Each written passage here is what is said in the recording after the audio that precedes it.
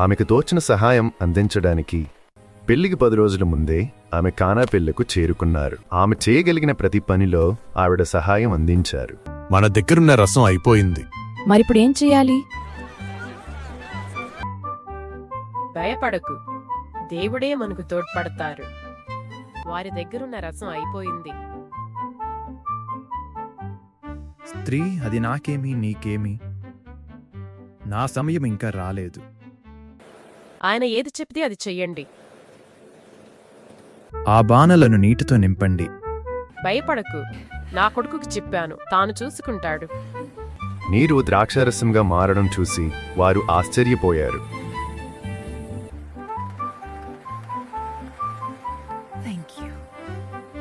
మరియ తల్లి మధ్యస్థ ప్రార్థన వల్ల ఆ రాత్రి ఆ విందులో ఏ ఆటంకమూ జరగలేదు.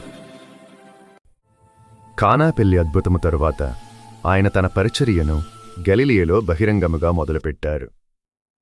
మారు మనస్సు పొందండి, దేవుని రాజ్యం సమీపంలోనే ఉంది.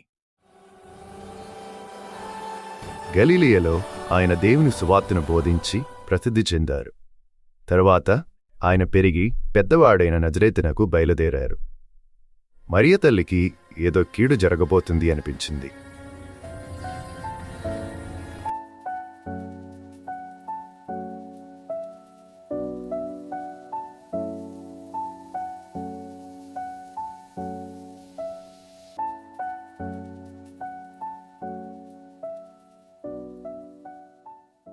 ప్రభువు ఆత్మ నాపైయున్నది, పేదలకు సువార్తను బోధించుటకు, గ్రుడ్డివారికి చూపును, పీడితులకు విమోచన కలగజేయుటకు ఆయన నన్ను పంపెను.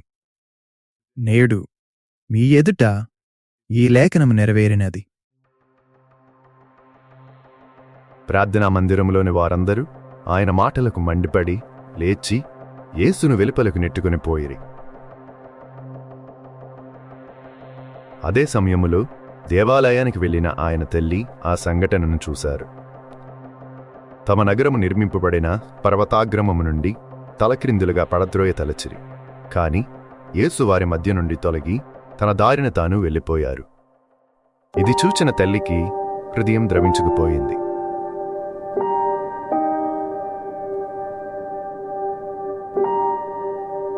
ఆమె ఇంటికి చేరుకొని ప్రార్థన చేస్తుండగా ప్రార్థనలో ఒక దృశ్యాన్ని చూశారు.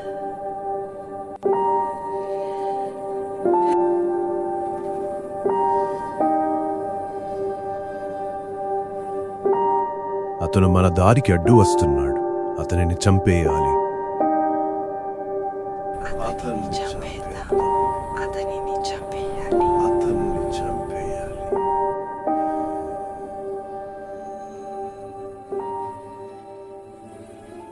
యేసును గూర్చిన వార్త పరిసర ప్రాంతాలలో వ్యాపించింది.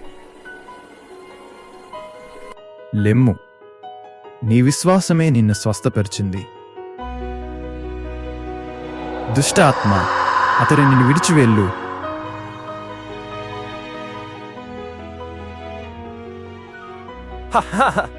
నేను చూడగలుగుతున్నాను.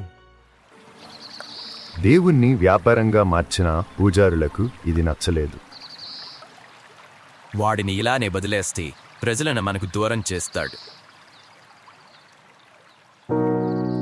గొప్ప జనసమూహము ఆయన వద్ద చేరుట చూచి ఆయన వారికి బోధించుచున్నారు.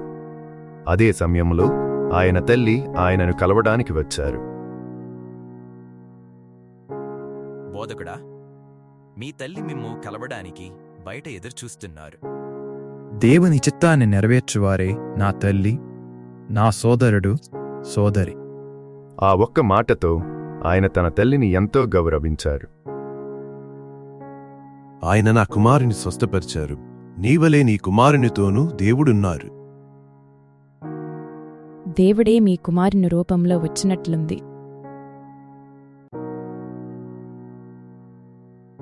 స్త్రీలందరిలో మీరు ఆశీర్వదింపబడ్డారు. ఆయనచే మేలు పొందినవారు తీరు ఇలా ఉండగా ఆయన క్రియలు నచ్చని వారి తీరు మరోలా ఉంది. నీ కుమారుడు మా దారికి అడ్డువస్తున్నాడు.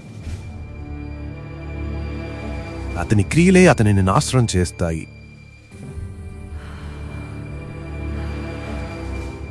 ఒకవైపు ప్రజల ఆదరణ, మరోవైపు విరోధుల నిరాదరణ.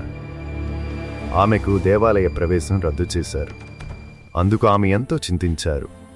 తిరిగి ఇంటికి వెళ్తున్న ఆమెకు అర్చకుడు అడ్డుపడి బెదిరించారు. అతను త్వరలో చస్తాడు.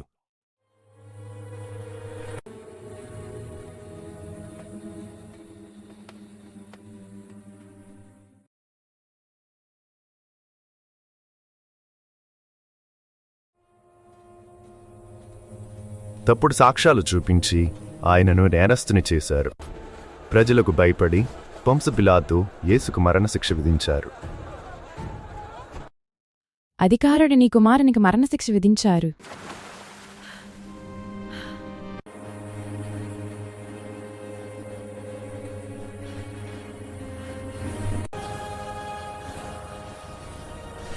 కుమారుని ఆ పరిస్థితిలో చూసిన తల్లికి హృదయం ద్రవించుకుపోయింది.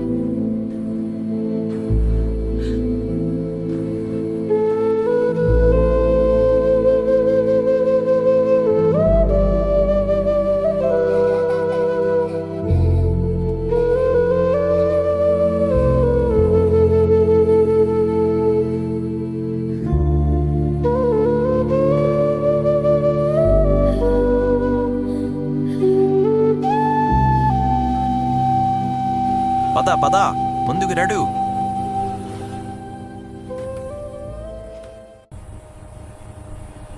ఉదయం 9 గంటలకు ఆయనను సిలువ వేశారు.